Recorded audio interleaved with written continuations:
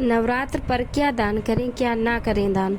नवरात्र में इन चीज़ों का दान होगा शुभ। नवरात्रि में दान पुण्य को भी बेहद शुभ एवं लाभकारी माना गया है। दान पुण्य करते समय इस बात का ध्यान होना भी अत्यंत आवश्यक है कि हमें किन चीज़ों का दान करना चाहिए और किन चीज़ों का दान बिल्कुल भी नहीं करना चाहिए। आज हम इसी से जुड़ी जानकारी आपके लिए लेकर आए हैं। चलिए जानते हैं कि इन पावन 9 दिनों में आप किन वस्तुओं का दान कर सकते हैं जो कि आपके लिए अत्यंत कल्याणकारी सिद्ध होगा।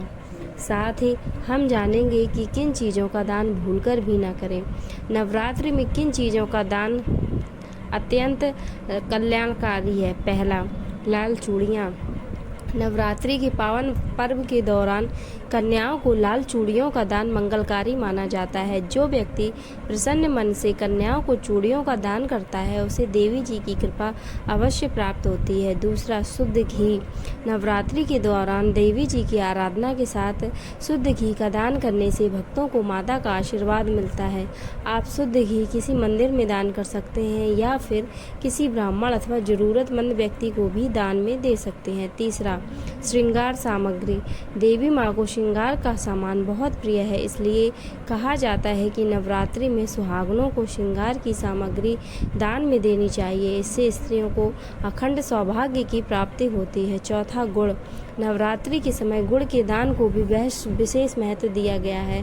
ऐसा माना जाता है कि गुड़ का दान करने से मनुष्य के जीवन से दरिद्रता का नाश होता है। पांचवा, मिठाइयाँ। नवरात्रि के दूसरे या तीसरे दिन भक्तों को मिठाइयों का दान करना चाहिए। मिठाइयों का दान करने से व्यक्ति के जीवन में भी मिठास बनी रहती है।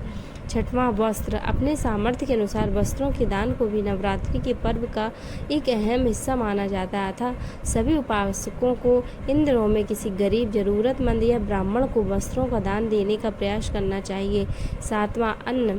शास्त्रों के अनुसार अन्न दान को काफ़ी शुभ माना गया है, इसलिए खासकर इन 9 दिनों में किसी भी ज़रूरतमंद व्यक्ति को आप अन्न का दान अवश्य करें। ऐसा करने से आपको परम पुण्य की प्राप्ति होगी और आपके जीवन से सारे नकारात्मक प्रभाव दूर हो जाएंगे। आठवां, फल। यदि आप धन और स्वास्थ्य की समस्याओं से जूझ रहे हैं तो नवरात्रि के पुण्य पर्व के समय आप फलों का दान अवश्य करें। 9, सोना या चांदी। नवरात्रि के पर्व के दौरान धातुओं का दान भी बहुत अहम माना जाता है। ऐसा कहते हैं कि अगर इंसान इस पर्व पर सोने या चांदी का दान करता है तो उसके पितरों से संबंधित दोष समाप्त हो जाते हैं। इस कारण आप अपने सामर्थ्य के अनुसार सोने या चांदी का दान करने की कोशिश करें। यह तो हुई दान की बात। आइए अब जान लेते हैं कि आपको नवरात्रि में क्या क्या दान करने से बिल्कुल बचना चाहिए। इन चीज़ों का दान भूलकर भी नहीं करना चाहिए। पहला, लोहा।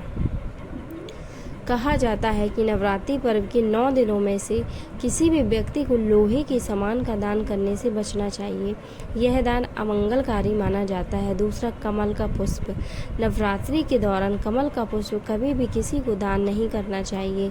ऐसे करना भी शुभ नहीं माना जाता है। तीसरा, जौ। जौ से बनी चीज़ें। इन सब के अलावा जौ से बनी चीज़ों का दान करने से बचना चाहिए। मान्यता है कि ऐसा करने से संपत्ति का नुकसान हो सकता है। तो दोस्तों, हमने आपको बताया कि नवरात्र के दौरान आपको कौन सी चीज़ों का दान करना चाहिए और कौन सी चीज़ों के दान से बचना चाहिए। अगर आपको यह जानकारी अच्छी लगी तो आप ऐसी और भी जानकारी से परिचित होने के लिए चैनल के साथ जुड़ें। वीडियो को लाइक करें, शेयर करें, सब्सक्राइब करें। धन्यवाद।